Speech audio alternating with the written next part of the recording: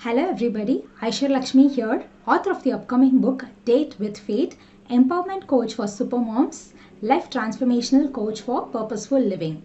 In this video, I'm going to talk to you all about power of self-interrogation. If you live life surrendering to fate without any actions, then you are inviting depression in your life. If you are living life surrendering to your own inner self with thoughtful actions in hand, then you are inviting DEP-RES-ON, dependable results on in your life. Now, why do I say that? How it is linked with this self-interrogation? Well, from my own life experiences, whenever I felt somebody else is dragging me down, whenever I felt my own thoughts is creating depression in me, very hopeless, that things are not working in my way, when I felt all doors are really closed, do I have anything at all to really act on? I used this self-interrogation to come out of my situation. I used this self-interrogation to actually create a new perspective towards my life. When I did this, I got more clarity. I understood where the mistake was. Did I do the mistake? If so, I really accepted it. Acceptance is the key for sure. Only if you can really accept your mistakes, you can grow really well in your life. If you try to mask your own mistakes or your own good learnings with your mayas, with your creative things, then it means that you will continue to live in a world of your own creativity, where you think certain things are working but it is not actually working, where you think certain respect is there for you but it is not actually there. Well, but then only when we work on certain emotions of ourselves in that aspect, creating vulnerability to ourselves, there lies our success as well. Every person has their own ups and downs, has their own positives and negatives. Even God gets his own pattern of glory. God gets his own pattern of curses as well. So let's not try to be really perfectionist in everything we do and create more of stress and depression in our life. Having said that all as a foundation for self-interrogation, so what did I do? When I experienced all of this in my life, I used two tools in my self-interrogation.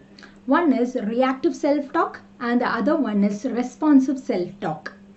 When I had no clarity at all in how I have to proceed further, when I thought all doors are really closed, when I felt so irritated about my situation, actually I sat me down.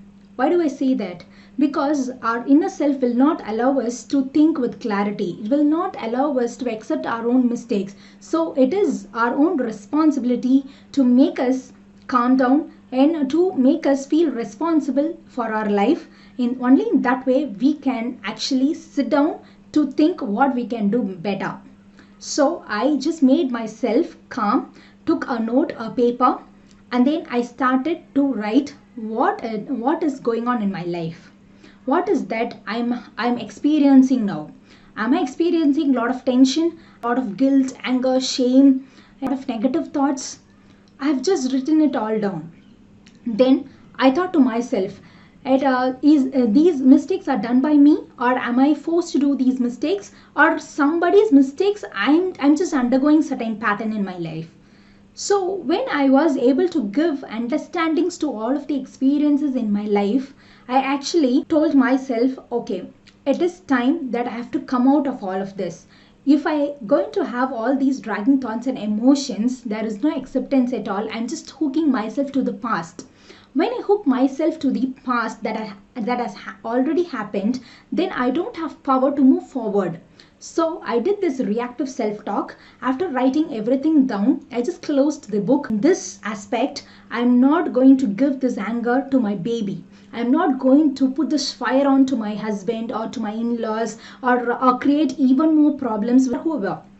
So it really helps me. And if at all I have taken up certain negative aspects, certain negative thoughts if at all I had picked up all of these from outside, then it really helps me to vomit all of that, express, be vulnerable, close it down, and then come out of the room with lot more clarity, with lot more relaxation. Okay, and then I started writing a paper with a forgiveness. I forgive myself, I forgive everybody around me, empathizing with each of them, because all of our family members will do have a good intention for us, right? And sometimes the intentions are very much visible, sometimes the intention is like invisible, but their uppermost actions are creating a lot of stress to us. So if we can empathize with all of it, then we see only positive things everywhere. We see only positivity in all the situations as well. That helps us to feel more empowered. So after done everything, and after expressing myself enough, and I started writing this forgiving letter for myself and everybody else, and I just burned that letter. Okay, I just burnt and flushed it in my bathroom. So why did I do this? So I'm vulnerable, I'm expressing. So once all of this is done, I feel so relaxed. When I felt so relaxed, I had the clarity. Okay, past is past. I'm no more hooked to any of these incidents. Now what I have to do better. So I think this will really help for many of you people who are really depressed because of your financial terms, because of your relationships issues, and because of any number of other issues because of this COVID, right? So try this. Be reactive to yourself. Close your doors, but please ensure that you are doing this exercise. So let your family members know that you need this space, your me time, to ensure that you are expressing yourself. Okay, because if you are going to hold this all to yourself, it is going to create depression even without your awareness. Okay, let's not live with the depression when we have a great life in our hands. Okay, just take this simple action and see that you can definitely come out of this depression or any other thoughts that is not helping you to move forward. Once this is all done, once this reactive self-talk is done, once this forgiveness letter is all done, then get into the responsive self-talk. Okay, and this responsive self-talk, calm down and feel yourself that there is a wonderful life ahead for you, and there is everything that happens as you are willing to head up to. So having that confidence inside you. Okay, now just think of an wonderful incident that happened in your life in your past, okay, where you had a wonderful energy for yourself. With that incident on, and get that energy yourself. Okay, get that energy imbibed in yourself, and how you want your life to be, how wonderful you want your relationships to be, and how wonderful financial growth you wanted to witness in your life, and all of that. Now think, what are the baby steps that you need to take every day? Okay, so with this responsive self-talk, you get even more clarity. The reactive self-talk helps you to be expressive, helps you to unhook yourself from your past, helps you to calm down and peace, come out of your depressive, unwanted thoughts. Okay, this responsive self-talk will create a lot of hope in your life, will create a lot of confidence and clarity for you to proceed further.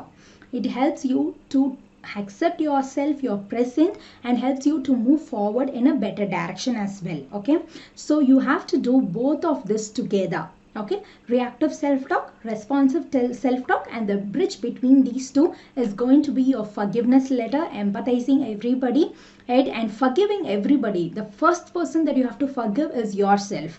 The first person you have to accept is yourself. Nobody is perfect in this world, so you are as well. It's perfectly okay to be imperfect. Just accept that and move on. Take some baby steps towards your future, but always ensure that you have good intention. Only if you have good intention, great things will happen to you. There is a simple formula. Okay, if you think life is fate, you take 0 actions. The result is, the outcome is, fate will drive your life. You will not. If you think life is a challenge, plus you take some good actions, plus 0 intentions, you will have results. but it will not be mind-blowing, or you will not have the satisfaction inside you, for a simple reason, because you didn't have any intention. You were just acting and some results came. You are happy about it, but you are not very satisfied. If you think your life is a challenge, you take wonderful actions with good intentions, you will 100% be happier than now, be successful than now, right? But if you think life is a challenge, take actions, but if your intention is not good, initially you will achieve success, but it will not be long-standing one. That is the law of cause and effect in the universe. So always have good intentions for yourself and others. Do this exercise, reactive self-talk, responsive self-talk, forgiveness letter, so that you feel empowered, you feel there is still a hope to make your life the most wonderful one that you have ever lived. So use this COVID time to shift your life, to create a lot of positivity. Stop thinking of all the negative things. Stop dragging to the past. Accept that it is this situation, that you have to come out of it. Take daring actions. Don't live your life surrendering to fate. That gives no power at all. Use this power of self-interrogation and create marvelous incidents in your life for your own benefit. Have a wonderful life forward. Thank you all for listening to this video. Please do these exercises and let me know what is your learning and experience of this self-interrogation, power of self-interrogation. Thank you so much for listening to this video. Stay safe. Bye-bye.